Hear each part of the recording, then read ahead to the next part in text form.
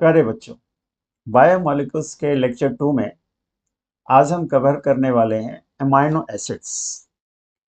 तो amino acid जैसा हमने किया था कि वो एसिड सॉल्युबल पूल में प्रेजेंट होता है। तो एसिड सॉल्युबल पूल में पाए जाने वाले जितने भी मॉलिक्यूल्स हैं वो माइक्रो मॉलिक्यूल की कैटेगरी में आते हैं। तो पहले हम सारे माइक्रो मॉलिक्यूल्स के बारे में करेंगे उसी ऑर्डर में जिस ऑर्डर में एनसीईआरटी में दे रखा है। तो लेट्स स्टार्ट विथ, हम सभी जानते हैं कि अमाइनो एसिड प्रोटीन का कॉन्स्टिट्यूएंट होता है, मोनोमर है ये। अमाइनो एसिड आपस में मिल करके प्रोटीन्स बनाते हैं। तो अमाइनो एसिड्स का डेफिनेशन क्या है? There is a organic compound containing an amino group. इसे देखो कि अमाइनो एसिड को हम इस तरह से रिप्रेजेंट करते हैं। एक कार्बन है, इस कार्बन के साथ कार्बोक्सिलिक एसिड ग्रुप लगा होता है। तो जिस कार्बन के साथ कार्बोक्सिलिक एसिड ग्रुप लगा होता है, फंक्शनल ग्रुप लगा होता है, इसी को हम अल्फा कार्बन कहते हैं। ये जो लिखा है ना, अल्फा कार्बन। तो अल्फा कार्बन उस कार्बन को कहते हैं जिसके साथ ये कार्बोक्सिलिक एसिड ग्रुप लगा होता है। और यदि सेम कार्बन के साथ एमाइनो ग्रुप भी लगा हो, सेम कार्बन के साथ एमाइनो ग्रुप भी लगा हो, तो उसको एमाइनो एसिड कहते हैं। और सारे एमाइनो एसिड को अल्फा एमाइनो एसिड बोला जाता है। सारे एमाइनो एसिड को क्या बोलते हैं? अल्फा एमाइनो एसिड बोलते हैं, क्योंकि ऐसा सब में होता है। सारे एमाइनो एसिड में amino group is attach to the alpha carbon. तो एक तो ये हो गया। तीसरा ग्रुप जो होता है वो हाइड्रोजन होता है। तीसरा ग्रुप जो होता है वो हाइड्रोजन होता है, और ये सारे अमाइनो एसिड में कॉमन है। कार्बन के साथ एक हाइड्रोजन, एक अमाइनो ग्रुप और एक कार्बोक्सिलिक एसिड ग्रुप, सब के साथ ये कॉमन है। सिर्फ एक चीज जो अनकॉमन है और वो है alkyl group. Alkyl group R. R amino acid to amino acid क्या होगा? वेरी करेगा। हर अमाइनो एसिड में आर जो है वो अलग अलग होगा।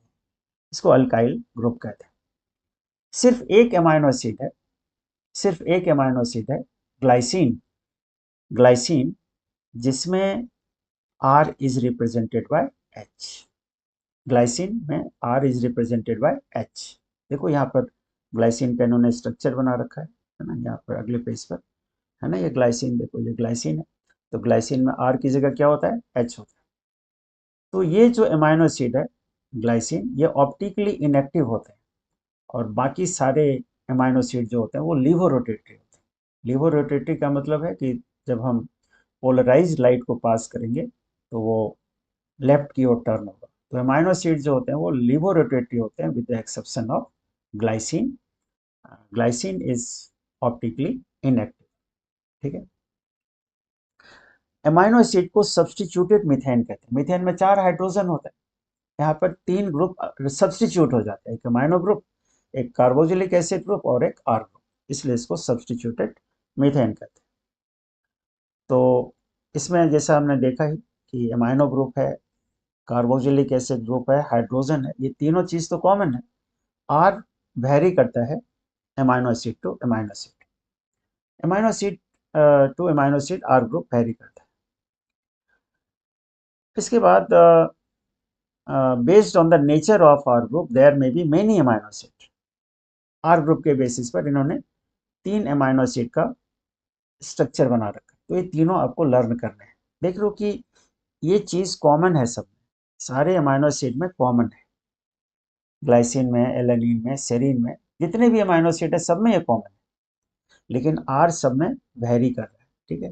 तो आर की जगह यदि एच है तो उस अमाइनो एसिड का नाम क्या है? ग्लाइसिन है। आर की जगह ये मिथाइल ग्रुप है तो उस अमाइनो एसिड का नाम क्या है? एलेनिन है। मिथाइल हाइड्रोक्सी ग्रुप लगा हुआ है तो उस अमाइनो एसिड का नाम क्या है? सेरीन है। तो ये हाइड्रोक्सी ग्रुप, जिसमें OH ग्रुप लगा होता है वो अल्कोहलिक अमाइनो एसिड है। तो इन तीनों के स्ट्रक्चर आपको लर्न करने हैं। आप यकीन जानिए कि आपको उतना ही पढ़ना है जितना एनसीईआरटी में लिखा हुआ है, लेकिन अच्छे से समझ के पढ़ना है। तो ये 3 अमाइनो एसिड का स्ट्रक्चर बना हुआ है, तो तीनों में अलग अलग चीज लगा हुआ है आर के साथ, HCH3 NCH2OH। तो ये हो गया।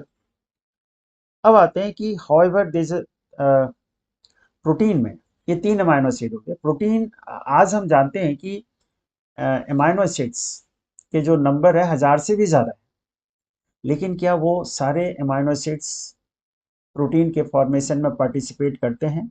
आंसर है नहीं करते। ओनली 20 ऑफ, सिर्फ 20 अमाइनो एसिड प्रोटीन के फॉर्मेशन में पार्टिसिपेट करते हैं, 20 का।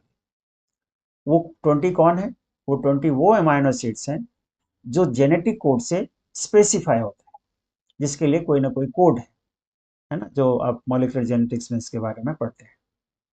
लेकिन प्रोटीन के फॉर्मेशन में सिर्फ 20 अमाइनो एसिड पार्टिसिपेट करता है, जिसको हम मैजिक 20 वर्ड आता है ना, एक वर्ड आता है मैजिक 20। मैजिक 20 क्या है? ये प्रोटीन का अल्फ़ाबेट है। जैसे हम अंग्रेजी के अल्फ़ाबेट करते हैं, 26 अल्फ़ाबेट होता है इंग्लिश में, और वो 26 अल्फ़ाबेट अलग अलग सीक्वेंस में मिल करके अलग अलग तरह के वर्ड्स बनाते हैं।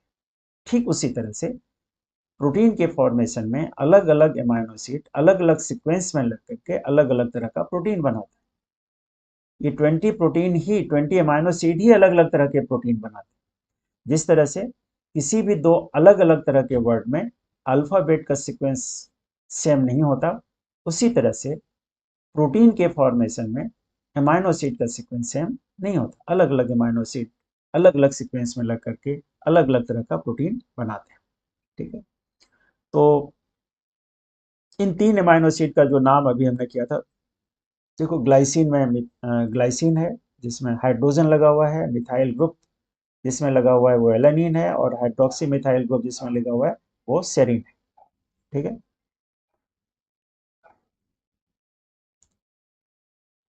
now chemical and physical properties of amino acid is essentially of amino, carboxyl and R functional groups। ठीक है, जैसा अभी हमने देखा कि अमाइनो एसिड में अमाइनो ग्रुप भी होता है, कार्बोक्सिलिक ग्रुप भी होता है, और आर ग्रुप होता है जो फंक्शनल ग्रुप है। इन तीनों के बेसिस पर, बेस्ड ऑन द प्रेजेंस और presence of carboxylic acid group and amino group, इसको हम क्लासिफाई करते हैं अमाइनो एसिड। एक अमाइनो एसिड जिसका नाम है acidic amino acid. Acidic amino acid में एक एक्स्ट्रा एसिडिक ग्रुप होगा। एक्स्ट्रा जो एसिडिक ग्रुप होगा ना, जैसे एक तो अल्फा कार्बन के साथ एसिडिक ग्रुप लगा हुआ है, एक एक्स्ट्रा एसिडिक ग्रुप यदि लगा होगा तो वो आर के साथ लगा होगा।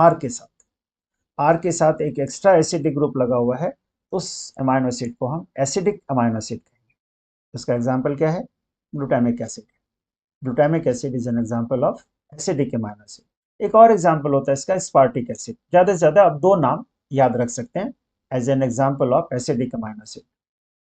दूसरा है basic, basic amino acid. Basic amino acid जिसमें एक एक्स्ट्रा अमाइनो ग्रुप लगा हो, जिसमें एक एक्स्ट्रा अमाइनो ग्रुप लगा होगा उसको बेसिक अमाइनो एसिड कहेंगे। तो बेसिक अमाइनो एसिड का एग्जाम्पल क्या है? लाइसिन है। न्यूट्रल, जिसमें एक ही अमाइनो ग्रुप और एक ही एसिडिक ग्रुप लगा हो, तो नेट चार्ज तो जीरो होगा ना, तो इसलिए उसको न्यूट्रल अमाइनो एसिड कहेंगे। इसका एग्जाम्पल वैलिन है।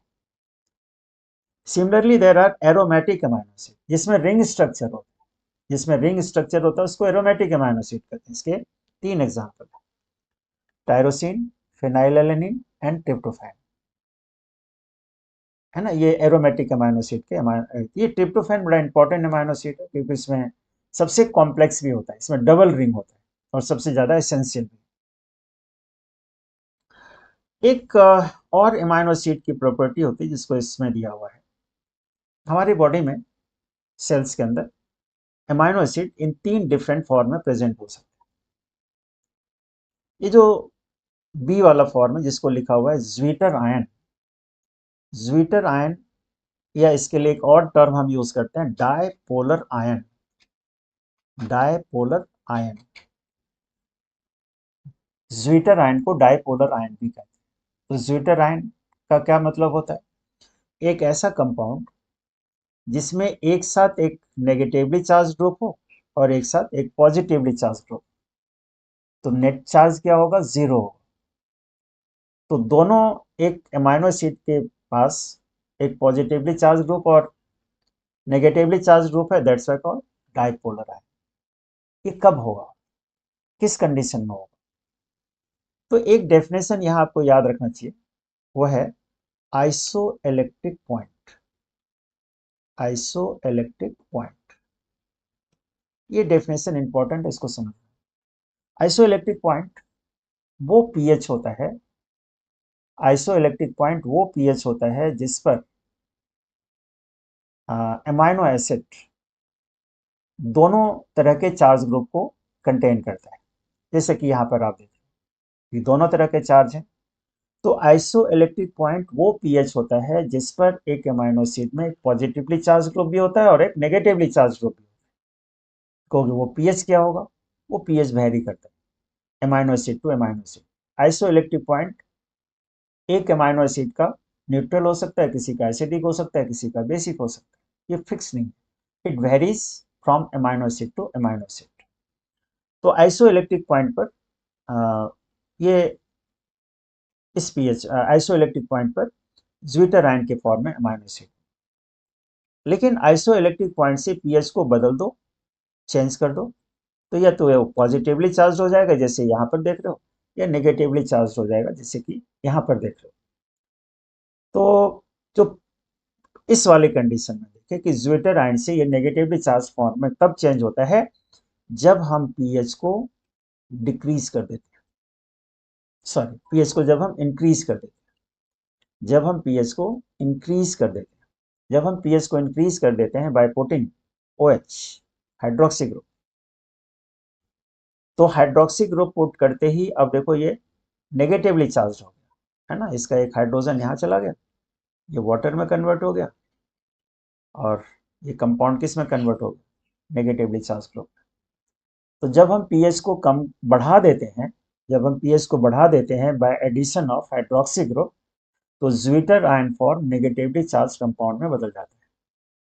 उल्टा कर देते हैं, पीएच को घटा देते हैं by adding H+ ion, H+ ion को ऐड कर दिया, तो पीएच को घटाया, तो अब मॉलिक्यूल क्या हो गया, देखो ये हो गया पॉजिटिवली चार्ज ग्रुप, है ना। ये जो नेगेटिवली चार्ज था, यहाँ पर हाइड्रोजन आ गया, तो ये अब क्या बन गया, पॉजिटिवली चार्ज। तो आइसो इलेक्ट्रिक पॉइंट पर amino acid exist in the form of zwitter ion form. When pH is increased it becomes negatively charged, when pH is decreased it becomes positively charged। तो amino acid में ज़्यादा कुछ है नहीं पढ़ने को, जितना बुक में दे रखा है, लेकिन यहीं पर गलतियां कर देते हैं बच्चे। ये सारे एग्जाम्पल खाली आपको याद होने चाहिए कि आपसे पूछ लिया गया भाई एसिडिक अमाइनो एसिड का एग्जाम्पल बताओ, तो ग्लूटामिक एसिड हो जाएगा। मिथाइल ग्रुप किस में होता है, तो एलेनिन हो जाएगा। इसी को याद करना है, इतने ही याद करना है।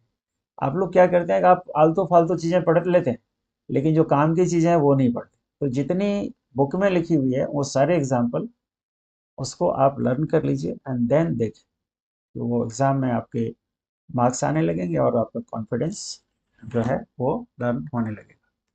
तो आज के लेक्चर में हमने अमाइनो एसिड कवर कर लिया। अब नेक्स्ट लेक्चर में we will be covering lipids, lipids के बारे में पढ़ेंगे। आज के लिए इतना ही, थैंक यू।